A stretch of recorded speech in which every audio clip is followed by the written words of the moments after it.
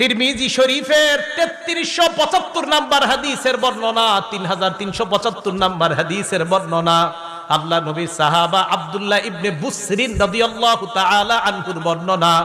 এক ব্যক্তি আল্লাহ নবীর কাছে আসলেন, আসার পর বললেন, ইয়া রাসূলুল্লাহ ইন্না শারাইআল ইসলাম কদ কাসুরাত আলাইয়া।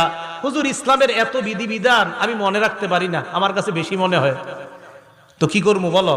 আখবিরনি বিআমাল, হুজুর এমন একটা আমল বলেন আতাশাব্বাসু বিহি, যেটা আমি নিয়মিত করতে পারি আর যেটা আমার জান্নাতে নিবে। হুজুর এমন একটা আমল শিখাই দেন সহজে করতে পারি, এত আমল হুজুর আমি মনে রাখতে পারি না, আমার এমন একটা আমল শিখান যেটা আমি নিয়মিত সহজে করতে পারি আর জান্নাতে যাইতে পারি।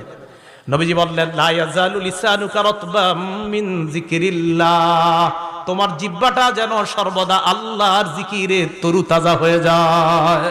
সব সময় তোমার জিহ্বায় যেন আল্লাহর জিকির থাকে, এটা তোমাকে জান্নাতে পৌঁছায় দিবে। সুবহানাল্লাহ।